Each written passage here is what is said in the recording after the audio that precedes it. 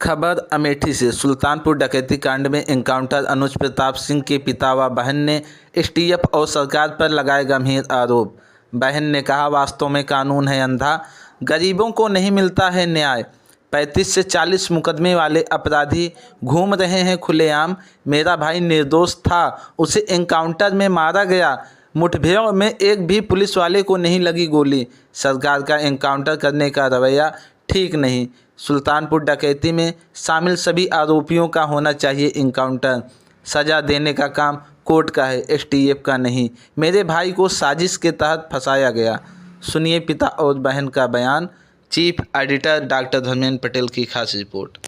आपने पहले ही अंदेशा जताया था, क्या कहना चाहती हैं? सर, हम यही कहना चाहते हैं कि पुलिस की वर्दी दी गई है तो उसका गलत फायदा न उठाएं। जिसके ऊपर 36 केस है उसका भी इनकाउंटर करवा देते, जिसके ऊपर एक केस है बेगुनाह है उनका भी इनकाउंटर करवा दिए हैं ये लोग।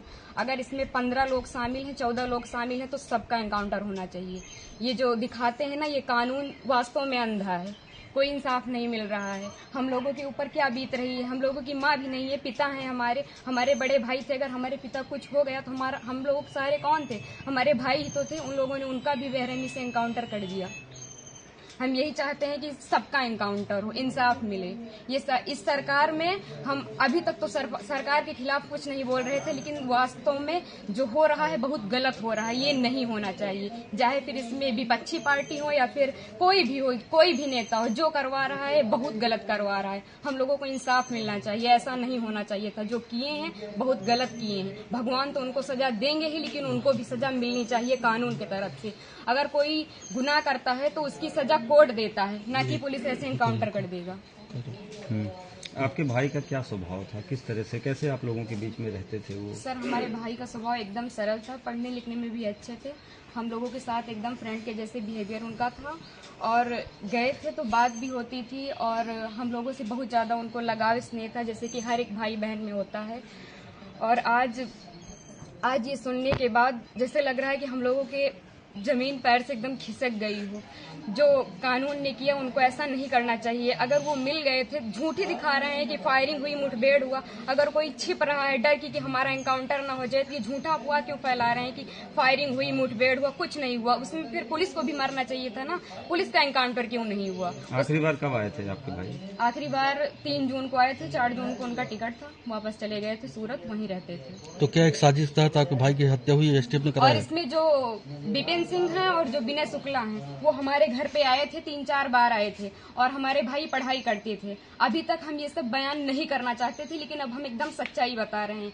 वो लोग उनको लालच देके कि ऐसा गाड़ी होगा, बंगला होगा, वगैरह वगैरह, जबकि भगवान का दिया सब कुछ हम लोगों के पास है, सब कुछ है, लेकिन फिर भी उन लोगों ने लालच दिया, और लालच में ले जाकर उनको सूरत में एक केस में फंसा दिया। उसके बाद वो थे कि नहीं थे न, ये हम लोगों को पता है। ये तो सिर्फ जिन लोगों ने करवाया उनको पता है, विपिन सिंह और विनय शुक्ला को, और या तो भगवान को पता है वो सच था कि झूठ था। अब तो एनकाउंटर कर ही दिए हैं, जीवित तो कर नहीं सकते हमारे भाई को। बस हम ये चाहते हैं कि जिन्होंने एनकाउंटर किया उनके ऊपर केस होना चाहिए, कि अगर कोई गुनाह होता है तो उसकी सजा कोर्ट देगा, ना कि एसटीएफ वाले या फिर पुलिस वाले। बस हम यही चाहते हैं। धर्मराज सिंह नाम है मेरा, ग्राम सभा जनापुर, थाना मोहनगंज, तहसील तुलई, जिला अमेठी। अनुज प्रताप सिंह मेरा लड़का था, उसका सूरत में सिर्फ एक ही केस था, और बाकी सुल्तानपुर में नाम था। पुलिस ने उसको इनकाउंटर करके मृत्यु घोषित कर दिया। हम लोगों को कोई भी जानकारी है इस विषय में नहीं। लास्ट में गांव में कब आया था?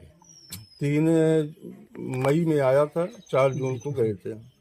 एक व्यक्ति, सरकार लगातार जो है विपक्ष हमलावर था सरकार पर कि एक जाति विशेष को टारगेट किया जा रहा है, इनकाउंटर किया जा रहा है। चलो, अखिलेश यादव जी का इच्छा तो पूरी हो गई, कम से कम ठाकुरों का इनकाउंटर करके उनकी इच्छा की पूर्ति तो हो गई। ठाकुर का भी इनकाउंटर